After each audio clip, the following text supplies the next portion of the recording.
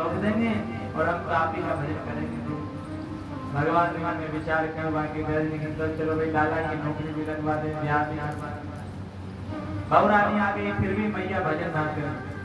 फिर मैया क्या करे, बाकी बिहारी जी कह रहे बाकी बिहारी जी अब तो एक पोता हो जाए, बस वाकू गोदी में बेटी बेटी खिलाऊं आपको गुणगान कर, तो पोता भी दे। फिर भी मैया भजन ना।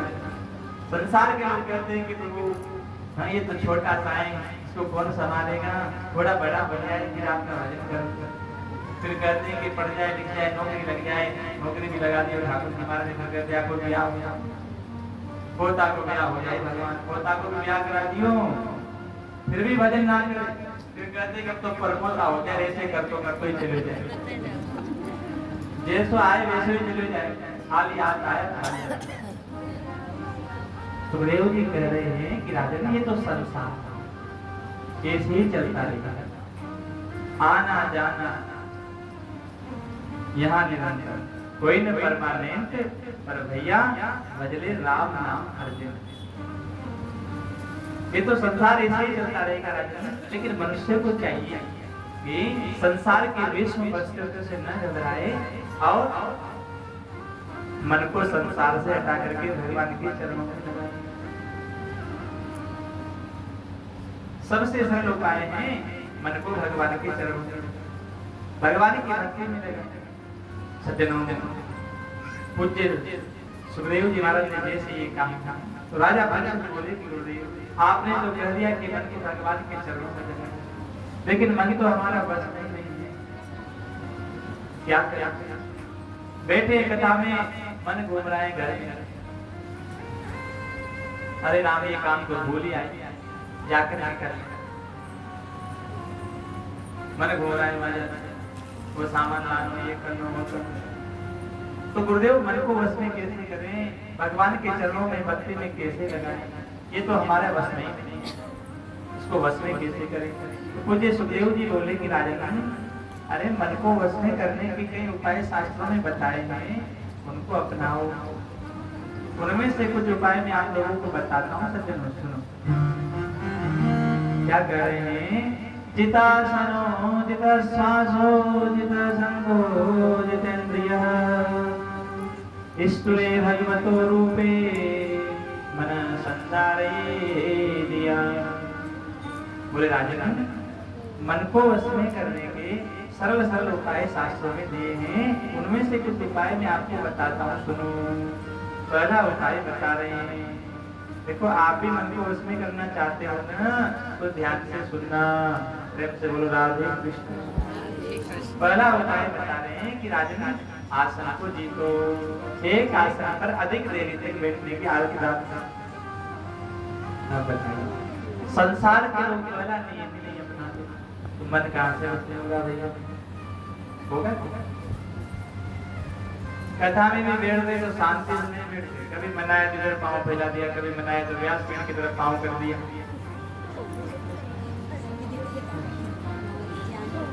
फिर एक बात कहूँ, यदि शरीर में पीड़ा है, वृद्धावस्था है, शरीर में रोग है, घुटना दर्द करते हैं, तो फिर तो आप कुर्सी पर बैठ कर भी भगवान की कथा सुन सकते हो। इतना दिखा है गुरुजन तो ऐसा करते हैं कि 4 पाई पे लेट कर भी आप भगवान की कथा सुन सकते हो।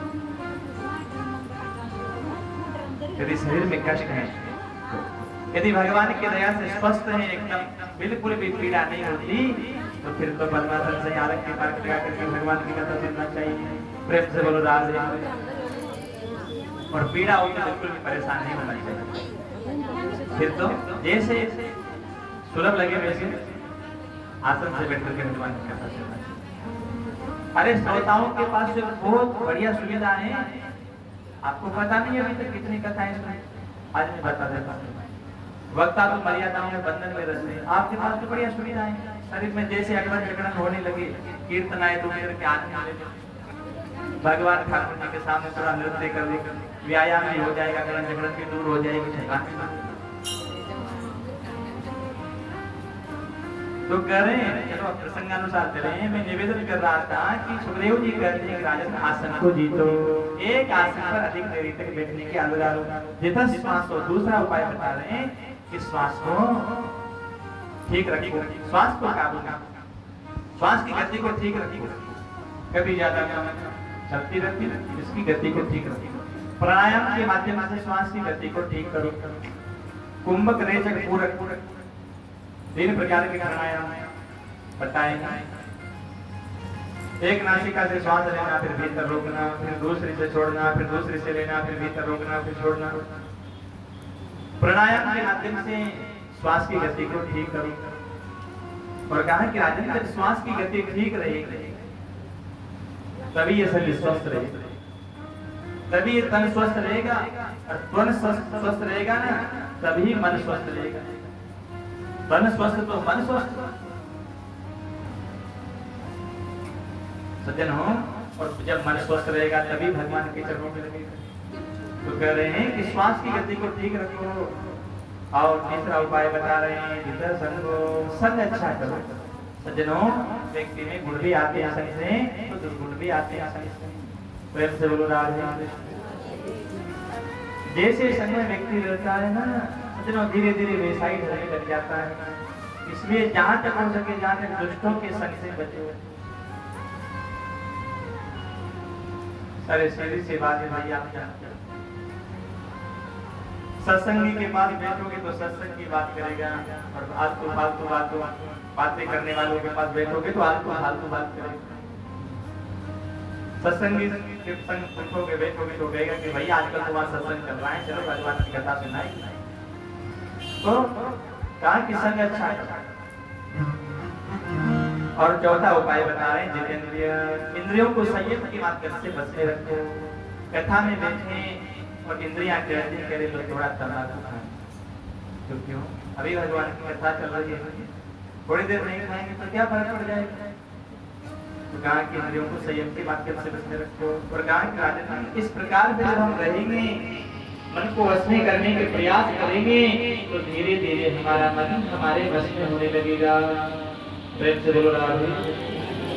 और भगवान के चरणों में लगेगा। राजा परीक्षित बोले कि गुरुदेव, आपने बहुत सुंदर उपाय बताए मन को वश में करने के लिए। मान लीजिए हमने मन को वश में कर ही लिया, लेकिन भगवान के चरणों में लगावे तो किनके चरणों में लगे? अब ये भगवान जी भी तो बहुत सारे हैं। कोई कहते हैं शंकर जी बड़े, कोई कहते हैं कि नहीं भाई दुर्गा मैया ही सब, कोई कहते हैं कि नहीं राम जी बड़े, कोई कहते नहीं कृष्ण जी सबसे बड़े, कोई कहते हैं कि नहीं भैया हमारे तो हनुमान जी। तो कहा गुरुदेव ये अनेक देवी देवताएं, अब समझ में नहीं आता कि किनके चरणों में लगाएं, किनके चरणों में ना लगाएं।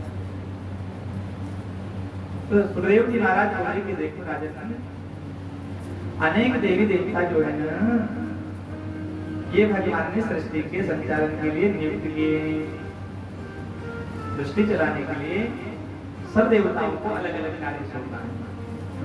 तो हमें करना ये चाहिए कि पूजा अर्चना तो सभी की करना चाहिए, क्या स्तुति तो सभी करना चाहिए, पूजा अर्चना सभी की करो, स्तुति वंदना सभी की करो, लेकिन निंदा किसी की मत करो। प्रेम से बोलो राधे कृष्ण। और इष्ट एक को एक गौ सादे सब सदे, सब सादे सब जाए। मान लीजिए कान्हा जी के भक्त हैं तो हनुमान जी को नहीं मानेंगे क्या? भैरव जी को नहीं मानेंगे क्या? दुर्गा माता को नहीं मानेंगे क्या? अरे क्यों नहीं मानेंगे भाई? क्यों नहीं मानेंगे? एक सुंदर सा उदाहरण याद आ गया आपके देता हूँ। कोई संत थे, गुरुकुल चलाते थे, आश्रम।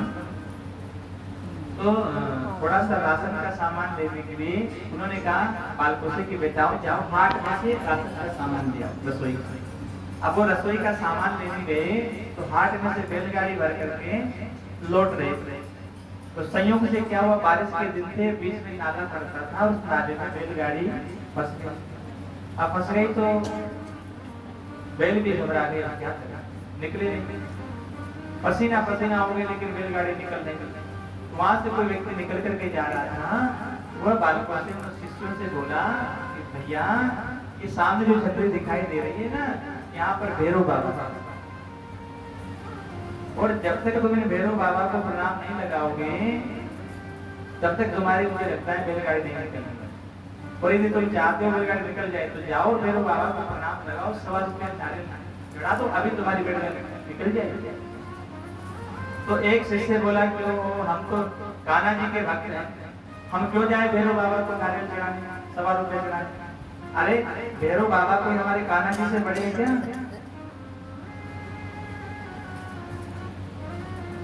उसने तो अनसुना कर दिया।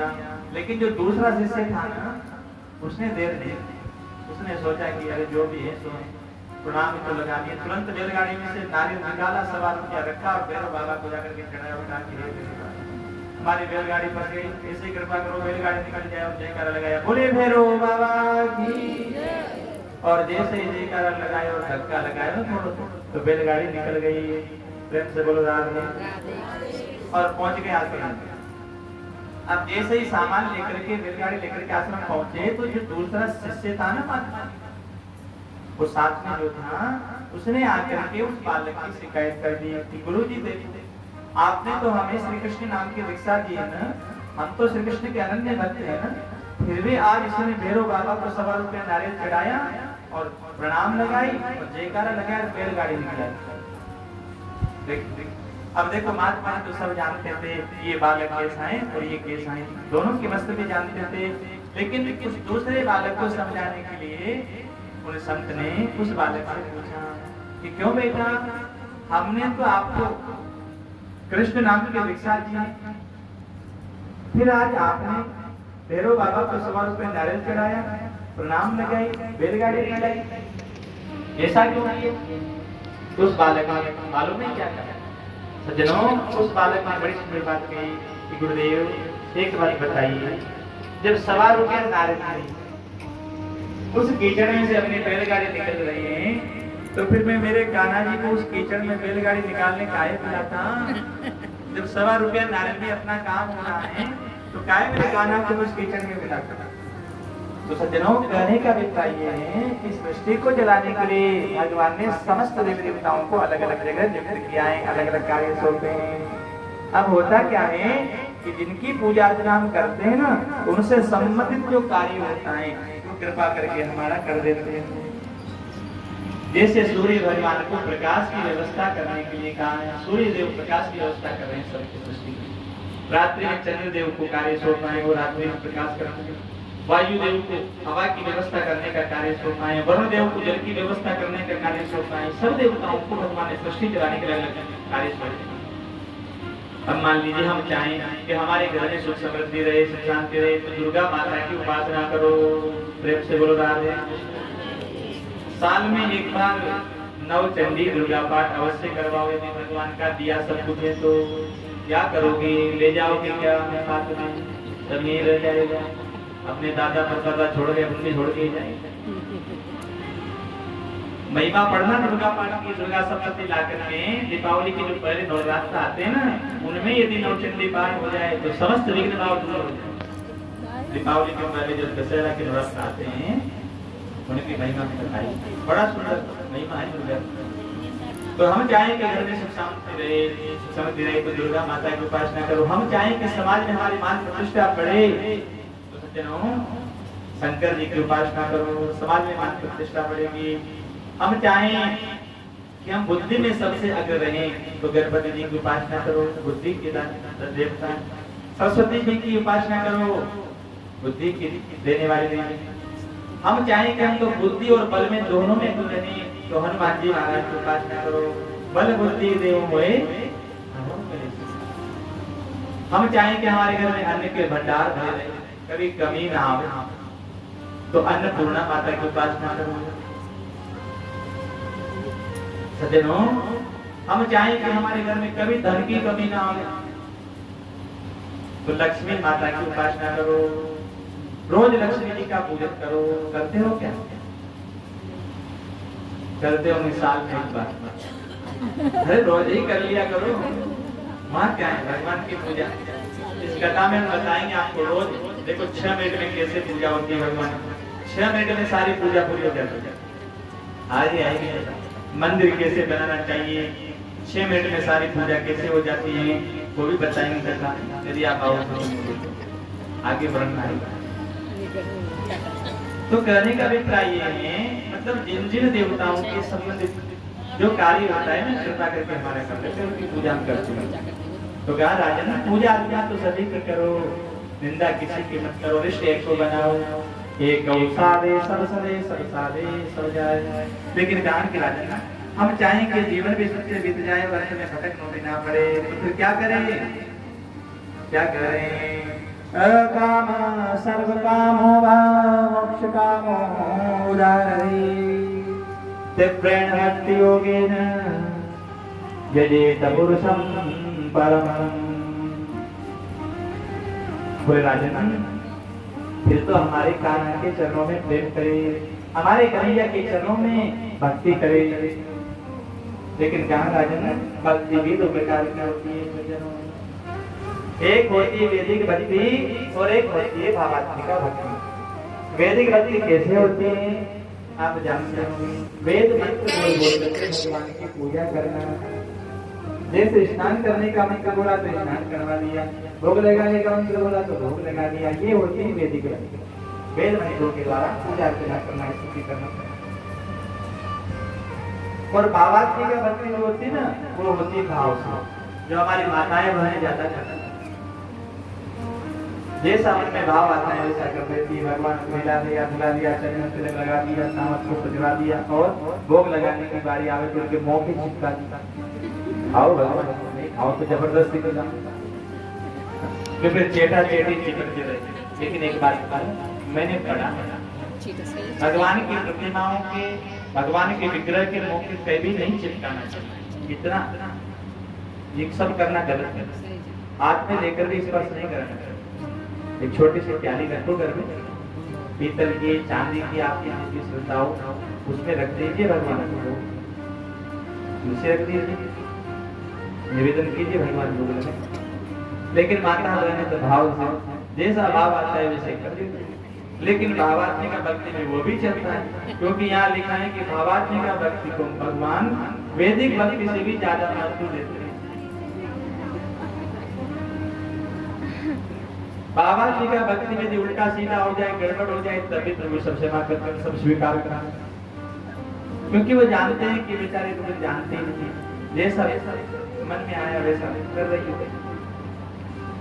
अज्ञान हो गया तो भगवान सब क्षमा करते हैं और मुस्कुराते रहते हैं, हंसी आती है। जैसे कोई बालक उल्टा सीधा करता है ना, घर में खेलता रहता है छोटा बालक, तो माता पिता हंसते रहते हैं, क्या करता है कुछ जानता नहीं, जैसे प्रभु को हंसी आती है, क्या करता है, सब क्षमा करते हैं, सब स्वीकार करते हैं, क्योंकि भाव से करते हैं। और सज्जनों, सुखदेव जी कहते हैं कि राजन, वैदिक भक्ति से भी ज्यादा भगवान भावात्मिका भक्ति को, और इसका प्रमाण है हमारे पास में कर्माबाई। कर्माबाई की कथा आपने सुनी होगी ना, भक्त वाल्मीकि कर्माबाई के पिताजी रोज वेद मंत्र बोल बोल करके भगवान की पूजा करते हैं। सफेदी आ गई, वृंदावस्था आ गई, लेकिन एक दिन भी भगवान के दर्शन नहीं हुए, रोज गोपाल जी की पूजा करते थे। एक दिन कर्माबाई के पिताजी को जरूरी काम से बाहर गाँव जाना था, तो कर्माबाई से बोले कि बेटा मुझे जरूरी काम से बाहर गाँव जाना है, तो एक काम करना, अपने गोपाल की पूजा कर देना। कर्माबाई बोले कि पिताजी पूजा करना तो मैं आते हैं, लेकिन आप बताओगे कैसे कर दूं। बोले बेटा नहा धो करके निपटना और गोपाल जी को निलाना धुलाना, सुंदर से पोशाक बना देना, चंदन तिलक लगा देना, माला बना देना, और खींचड़ पका लेना, और खींचड़ बना करके सुंदर से प्याली में रख करके घी छोड़ करके तुलसी आदि रख करके भोग लगा देना, और जब गोपाल भोग लगा ले तो तू भी पा लेना। बोले ठीक है पिताजी कर